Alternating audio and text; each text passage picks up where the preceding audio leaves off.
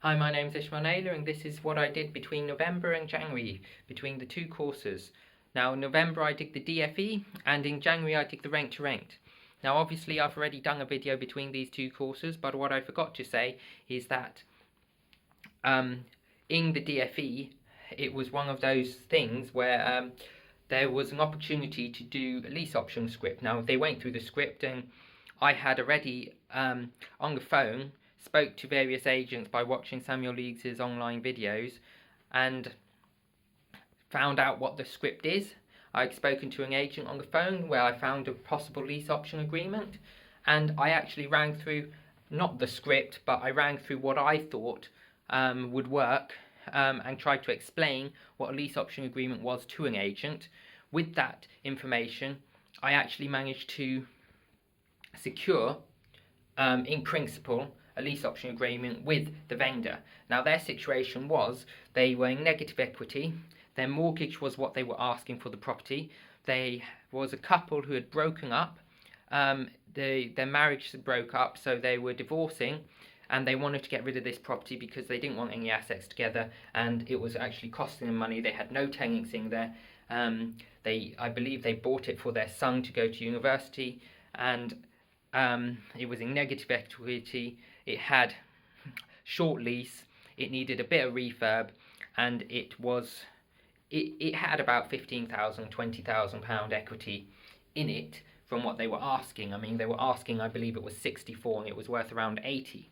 So 80 with a long lease and with it renovated. So I had a look at how much the lease would cost to extend, and how much it would cost to renovate. And I found that it would cost around about £15,000. Now, the problem was that you couldn't, on a lease option, you can't refinance. So if I did it and I refinanced, I would have to buy the property. And if I did that, I would only get around about a 9 to 12% return. So the idea was to do a lease option where I would buy it now, but not pay for it until about 5 years. Now, I said that what I was planning is I would pay them their mortgage plus maybe £50 a month, depending on what the figures are after I see the property and what their mortgage is, and I would give them what they are asking for it, or maybe above what they're asking for it, in 5 to 7 years' time, or a period of time. We'll come to these agreements after I see the property and be able to do my numbers. Now, the thing is that I looked at all of this and I found that if I did that, I would be around about 13% return of investment after I invested my 15,000-ish pounds that I would need to get the property on the market and rented. That would be around about a 13% return. Now, that sounds okay, which it is okay, but I wouldn't own the property, and if anything went wrong with the lease or the property prices dropped, I would no longer have that. However, obviously, because I had the option to buy the property, I wouldn't have to wait until too long before the property price increased and I could get the property into my name. Now, this was the choice. However, when I looked into things further, I found that the lease it wasn't a good one because it was a split house. And the thing, I've had issues with a split house before on my personal property. This is why I know quite a lot about leases. So if you want any information on leases, drop a comment below and I will go and make a video on leases, what I know, what you need to look for and various things, but we won't go into that now. So if this property had issues with the lease, now what it was is that there was no maintenance charge, which is a very big issue with the lease, because if there's no maintenance charge, that means that when there's an issue with the property, you and the neighbour are 50-50 responsible for paying for it. Now, that's all fine if you have the money. Now, you're renting it out, you should hopefully have savings. However, the neighbour, if they live there, don't normally have the money. And this is what I came across. And the freeholder is not willing to do the work unless you both pay. Now, the neighbour's going to dispute it. He doesn't want to take a freeholder to court. So you have a problem. The work doesn't get done. The house falls into disrepair. And you could tell the house was in disrepair at the moment, which is why I did not want to go and purchase this property after I looked into it a little bit deeper. And with the 12% to 15% returns on my investment, assuming that the figures for the property were around what I thought they were, then I thought, well, after 5 years, I haven't even broken even with my investment. So if I don't end up buying a property, I've lost. So I didn't invest in this property. I didn't even go and view the property. But the agent did say that the seller would accept a lease option agreement.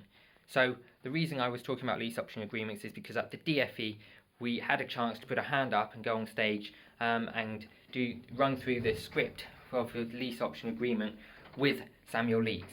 Now what I did is this happened a couple of times, and they went through it and they said exactly what was wrong with the property, and how you run the script.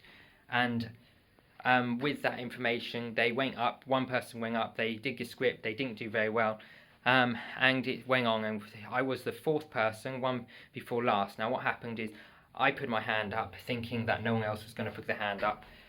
However, I put my hand up very quickly. I thought it was quite a long time, but apparently it was very quickly, and I ended up on stage with Samuel Leeds.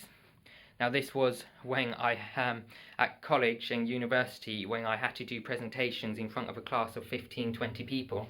I was extremely nervous. I didn't like it and I was scared, and I just put my hand up to get on stage in front of 450 people.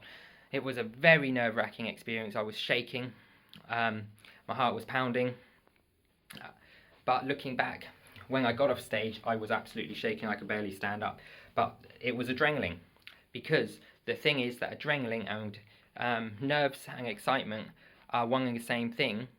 Anxiousness or nervousness and excitement, they're the same thing. They both get you palm sweaty, they both get your heart beating fast, and they both get the adrenaline pumping. There is actually no chemical difference in your body between the two. So what it was is I was thinking it was fear or nervousness, but actually it was just me turning excitement into fear by adding anxiety to it for no reason, because for some reason people worry about what people think or how they perform, or there's 100 different reasons why people worry about that. At the end of the day, the issue is that it was all in my head, and I am glad I did it. It was exciting, exhilarating, and I enjoyed every moment of it when I look back.